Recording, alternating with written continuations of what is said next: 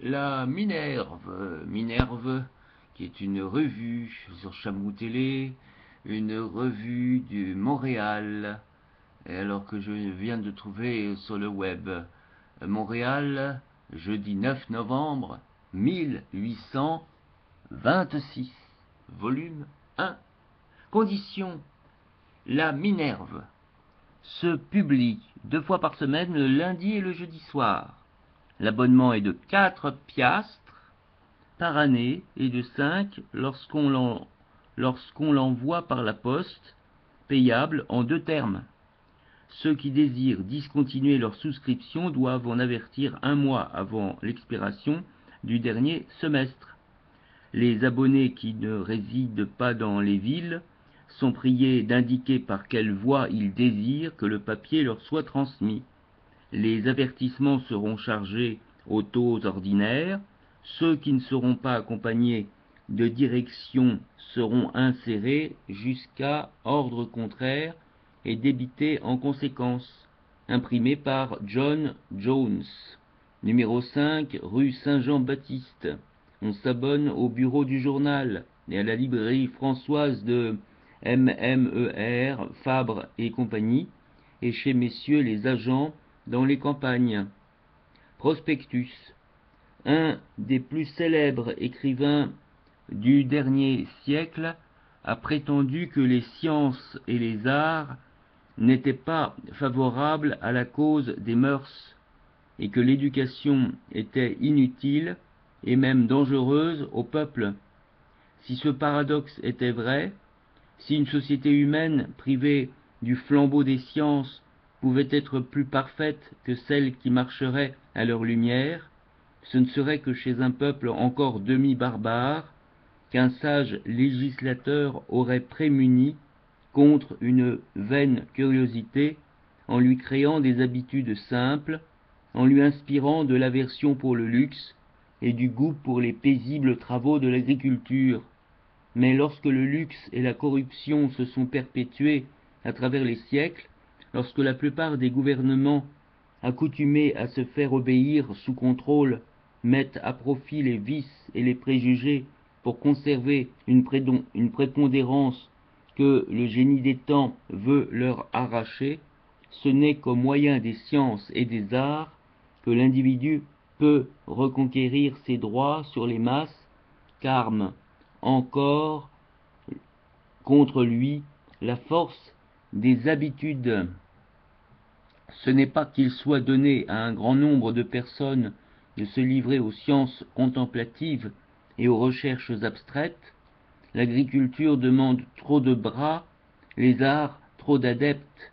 Ce ne sont pas des considérations philosophiques qu'il importe de répandre parmi le peuple, mais des connaissances pratiques à la portée de tout le monde.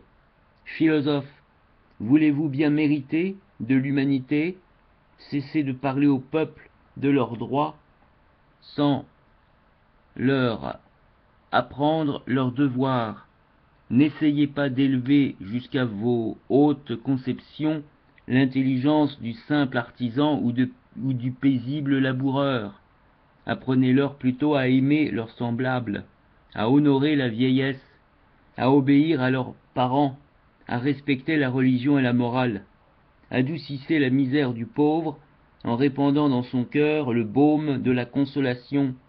Élaguez la route épineuse des arts, rendez-en le sanctuaire plus accessible, enseignez aux cultivateurs à retourner plus facilement la glèbe que ses sueurs arrosent, faites connaître et chérir à tous leur liberté, leurs lois, leur gouvernement.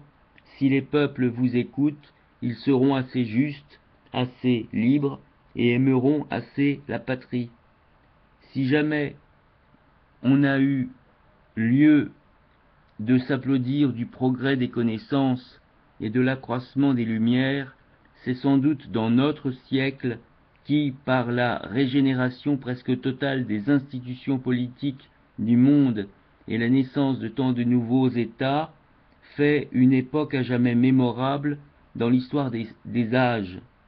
Quel tableau pour les siècles futurs que la Grèce, se relevant de ses ruines, la monarchie absolue mitigée en Europe par le gouvernement représentatif et l'Amérique couverte de nouveaux États et habitée par des peuples libres depuis l'embouchure de la Plata jusqu'aux glaces du Nord.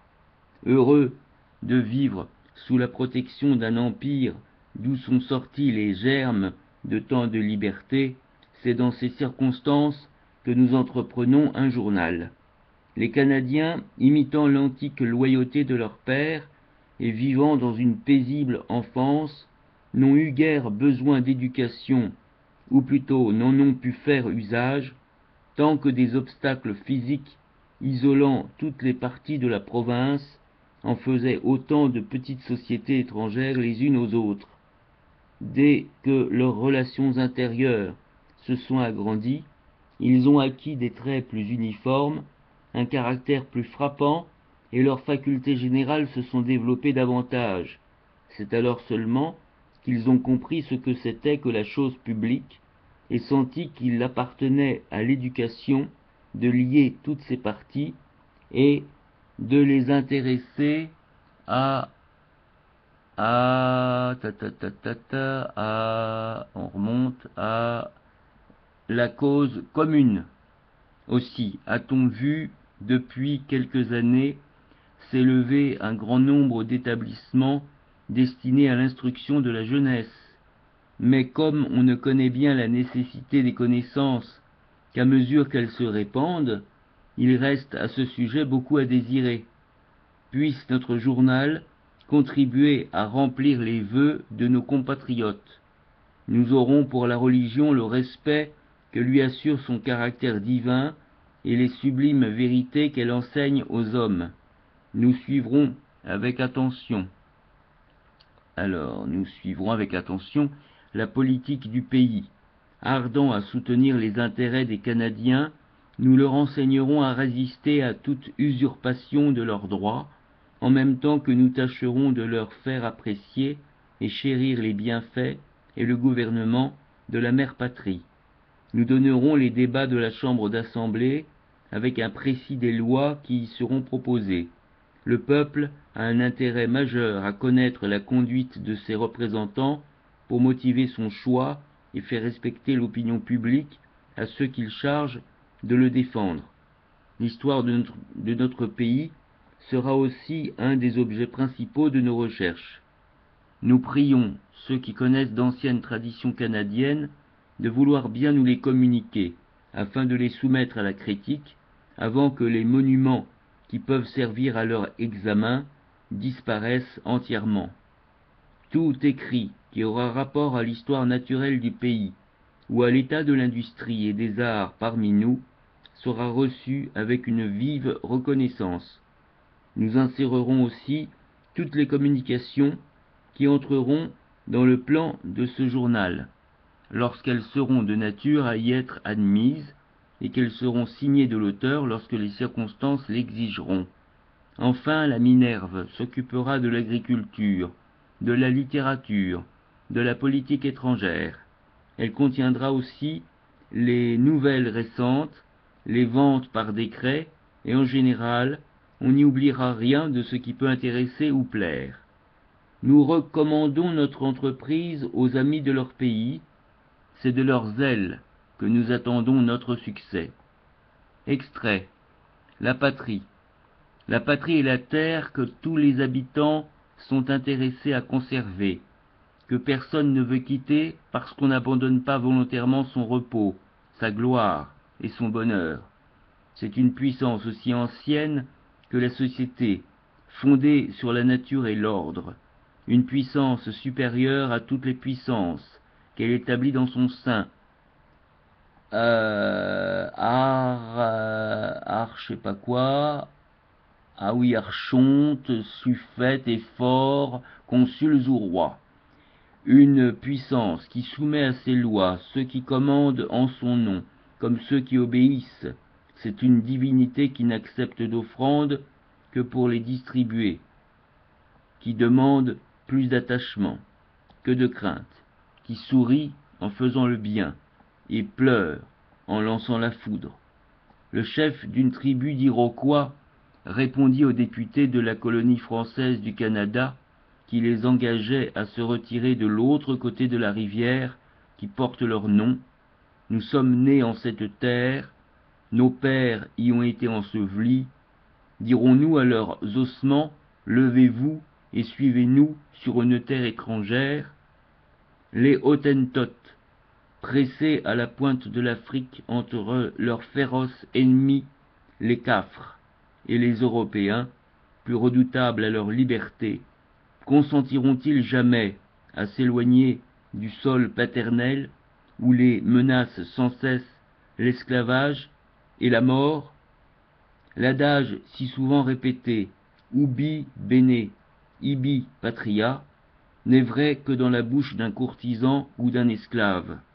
La plupart des habitants de l'Europe ont pu longtemps et peuvent encore sans ingratitude dire, comme le juif de Péra, si vous me chassez d'ici, que m'importe, je secouerai la poussière de mes pieds et j'irai chercher ailleurs d'autres hommes avec qui je trafiquerai, qui m'écraseront, que je tromperai si je puis et que je quitterai avec autant d'indifférence que je vous quitte.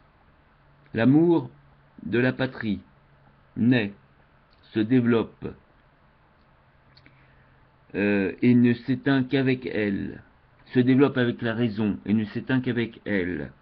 Elle embrasse toutes les vicissitudes du présent, toutes les gloires du passé, toutes les espérances de l'avenir. Le vrai patriote est celui qui peut dire en mourant avec plus de vérité que le cardinal de Retz: dans les mauvais temps, je n'ai pas abandonné la patrie, dans les bons, je n'ai eu d'autre intérêt en vue que le sien, dans les désespérés, je n'ai jamais cédé à la crainte. Point de patrie sans liberté, mais avec la liberté que la patrie est chère. Quel sacrifice les cœurs généreux ne sont-ils pas, le temps de monter, ne sont-ils pas prêts à lui faire? C'est pour la patrie que Régulus retourne mourir à Carthage au milieu des supplices. C'est pour la patrie que le roi Jean, après la honteuse paix de Brétigny, retourne mourir dans la prison à Londres. C'est pour la patrie que les Lacédémoniens Spertis et Bouris quittent volontairement leur pays, se rendent en Perse et se présentent devant Xerxès en lui disant: nos compatriotes ont fait mourir tes envoyés,